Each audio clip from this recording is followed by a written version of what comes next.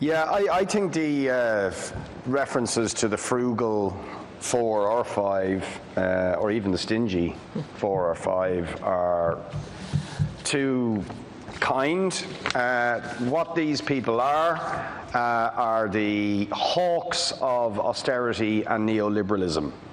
And the difference between the fact that these hawks of neoliberalism and austerity have won a significant battle is indicated by the EU for Health budget, which was initially projected at being over €9 billion, and after the negotiations concluded was reduced down to just over €1 billion.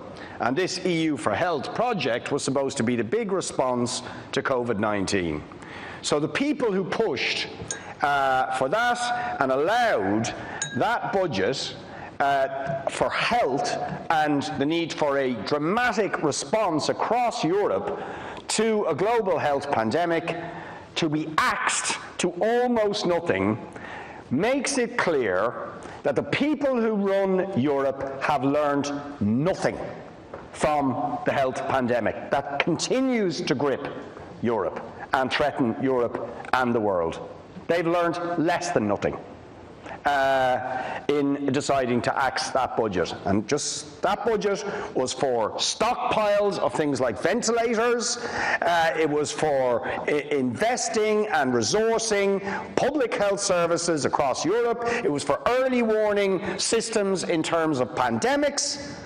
So there was a brief moment in which they realized we should change in response to COVID, and then gone, axed in favor of loans.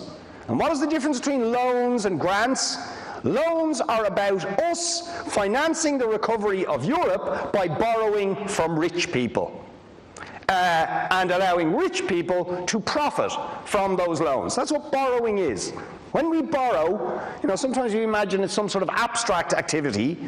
It's borrowing from already rich people and paying them interest.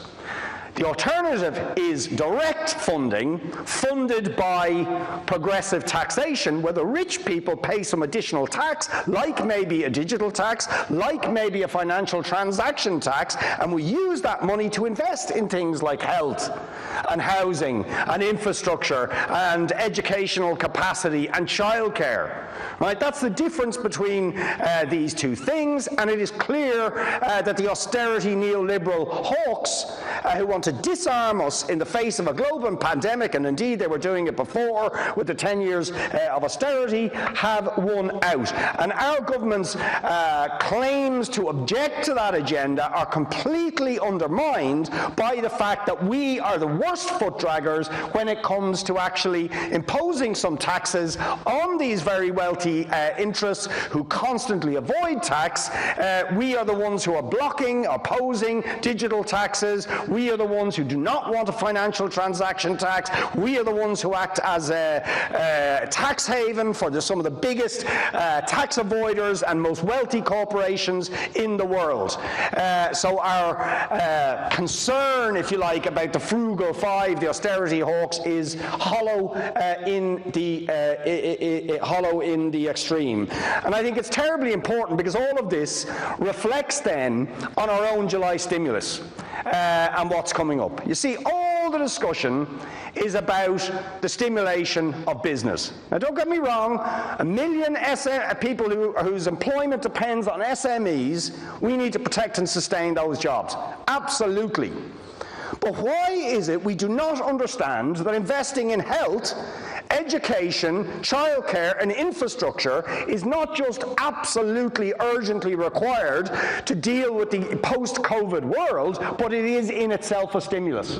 In fact, it is the basis of a sustainable, transformed economy in the post-COVID world. It was needed before COVID, but now it is absolutely a matter of urgency to invest in a healthcare system, which means recruiting people so we can deal with COVID, resourcing our educational system, which is desperately overcrowded, having a childcare system that works, having a nursing home care sector that works. That is both a good thing for society, but is also an economic stimulus and a far far more sustainable one that would move us to a more sustainable economic and social model.